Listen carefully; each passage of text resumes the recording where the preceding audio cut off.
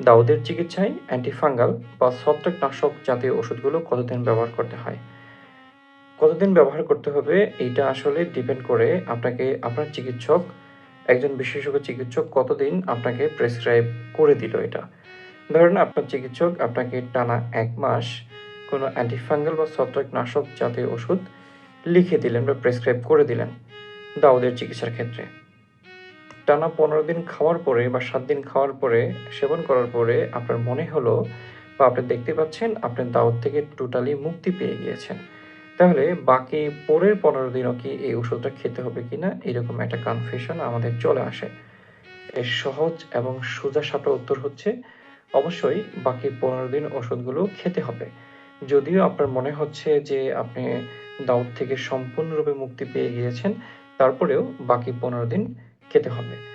আপনার কাছে মনে হচ্ছে যে লক্ষণগুলো চলে গিয়েছে, বাট তখনও দাউদ হওয়ার পেছনে যে ফাঙ্গাস বা ছত্রাক দায়ী, সেটা পুরোপুরি ধ্বংস হয়ে যায়নি, নির্মূল হয়ে যায়নি।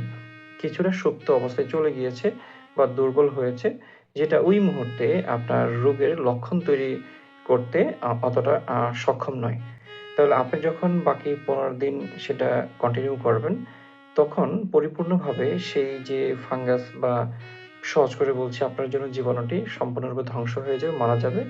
পরবর্তীতে আপনি সেই দাউদ আবার আক্রান্ত হওয়ার সম্ভাবনা অনেকটাই কমে যাবে বা রিল্যাপস বা রিকারেন্স এর চান্স অনেকটা কমে যাবে। তাই আমাদেরকে যেটা করতে হবে, চিকিৎসক যতদিন আপনার দাউদের চিকিৎসায় ওষুধ প্রেসক্রাইব করে দিয়েছেন, ততদিন পূর্ণ হওয়ার আগে যদি আপনার ডিজিজ থেকে সেরে উঠেছেন বলে মনে হয়, আপনি দেখতে পান, তারপরেও বাকি দিনগুলো সেই ওষুধগুলো কন্টিনিউ করে যেতে হবে। এইটাকে বলা হচ্ছে কোর্স কমপ্লিট করা। এটা যেমন অ্যান্টিফাঙ্গাল ওষুধের ক্ষেত্রেও প্রযোজ্য, এটা অ্যান্টিবায়োটিক ওষুধের ক্ষেত্রেও খুব বেশি প্রযোজ্য। কিন্তু আমরা অ্যান্টিবায়োটিকের ক্ষেত্রে খুব বেশি শুনে থাকি, অনেকেই শুনে থাকি যে কোর্স কমপ্লিট করতে হবে। বাট অ্যান্টিফাঙ্গাল বা ছত্রাকনাশক জাতীয় ওষুধগুলোর ক্ষেত্রেও কিন্তু কোর্স কমপ্লিট আমাদের অবশ্যই করতে হবে। যদি না করা হয়, তাহলে রোগটা পুরোপুরি ভালো হবে না, কিছুদিন থেমে থাকবে, তারপরে রোগটা আবার ফিরে আসবে। এভাবে যদি বারবার আমরা করতেই থাকি, তাহলে সেই অ্যান্টিফাঙ্গাল ওষুধও তার কার্যক্ষমতা হারিয়ে ফেলবে স্পেসিফিক সেই জীবাণুর বিরুদ্ধে। তখন যদি আবার আমরা দাউদে আক্রান্ত হই, তাহলে সেই ওষুধগুলো যদি আবার প্রয়োগ করি, তখন সেটা কাজ করতে চাইবে না। আমি একটু সহজ ভাষায় একটু বুঝায়ে বলবার চেষ্টা করলাম, যাতে করে যাদের ওষুধ বা রোগ সম্পর্কে একদমই ধারণা নাই, স্পেশালি আমার এই কথাগুলো তাদের জন্য। একদম ওষুধ নিয়ে খুব বিস্তর জ্ঞান রাখেন, আ ডিজিজ নিয়ে বিস্তর জ্ঞান রাখেন, আসলে তাদের জন্য আমার এই কথা না।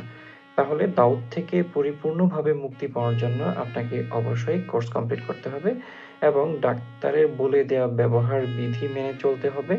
তিনি যতবার সেবন করতে বলেছেন সেটা মেনে চলতে হবে।